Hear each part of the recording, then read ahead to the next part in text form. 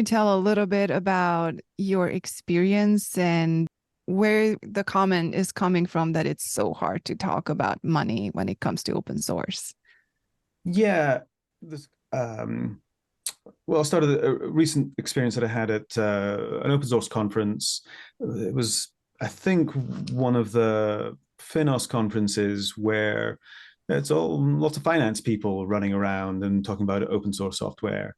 And I was interested in the OSPO track, and so I think I was listening to a bunch of OSPOs there. And my critique of a lot of what I was hearing was that they weren't talking about the money. And it was distressing to me because we were at the finance open source conference. Like if there was any place where people should know how to talk about money and open source, it was here.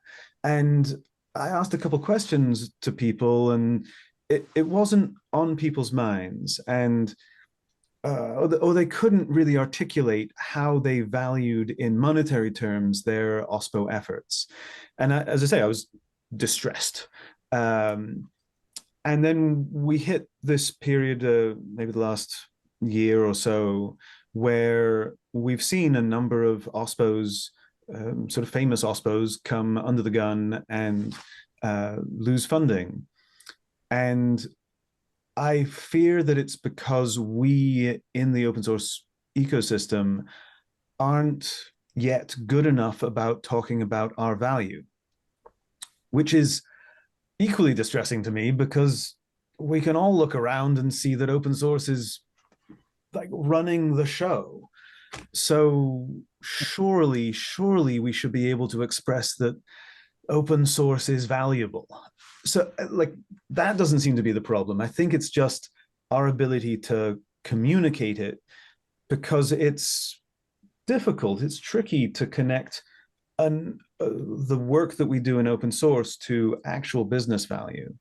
And that's my theory, at least. I don't think that all these clever people at a Finos conference would be avoiding it if it was easy.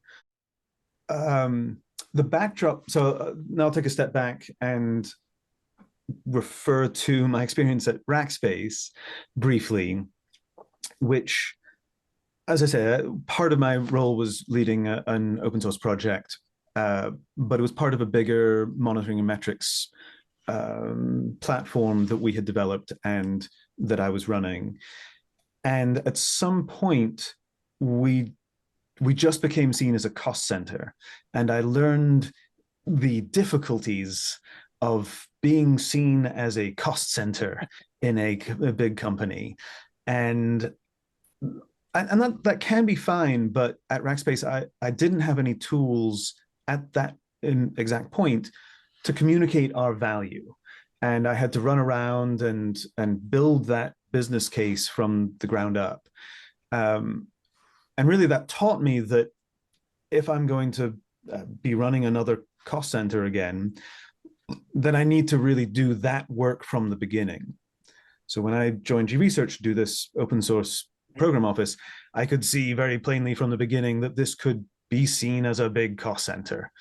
And from the beginning, I was always very conscious that I needed to be communicating exactly why we were doing what we were doing, and if possible, equating that to money, because G Research is a financial tech company.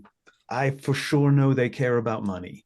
So like it was incumbent upon me from the beginning, and I knew this from my experience just previously at Rackspace. And so we started with sort of good fundamentals around, hey, why are we doing what we're doing? This is why we're doing what we're doing. And this is exactly why, how much we're getting from it.